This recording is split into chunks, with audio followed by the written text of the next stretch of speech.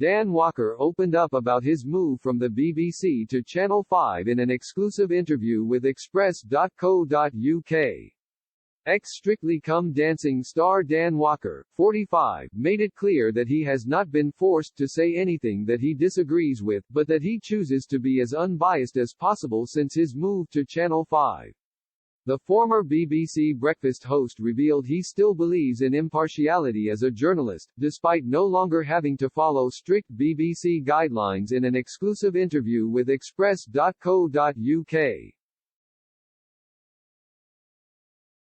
Asked if it felt more freeing to be away from the BBC's strict impartiality guidelines, Dan reflected on how he is no longer told what not to say. In spite of that, he suggested that he preferred to leave his personal opinion out of it all the same. "I'm never really told what to say or what not to say," he reflected, as he spoke to Express.co.uk on the 2022 Pride of Britain Awards red carpet last month. "I don't really care about my opinion and I don't think anyone else does," he added. "You know what I mean? My job is to talk about what's happening in the news, not to make it." Dan was a popular fixture on BBC Breakfast, presenting the show from 2016 up until 2022.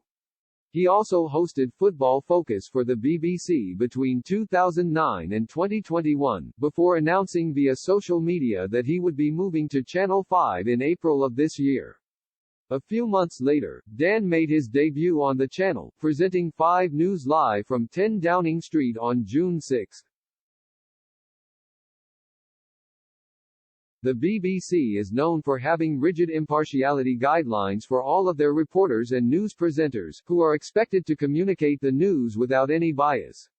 Elsewhere in the interview, Dan also spoke about the cost of living crisis, as well as the current political climate. The star reflected on the terrible conditions many in the country are facing as temperatures drop and called on politicians to do more to help. "It's a really hectic time at the minute, isn't it?" Dan remarked. Just as Rishi Sunak had been announced as the third Conservative Prime Minister in a row within the space of 2 months. "I know it's a massive job and it's probably one he's quite excited about."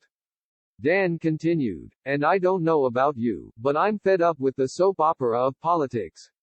Speaking about the government and its MPs, he said, "They just need to crack on and do their jobs."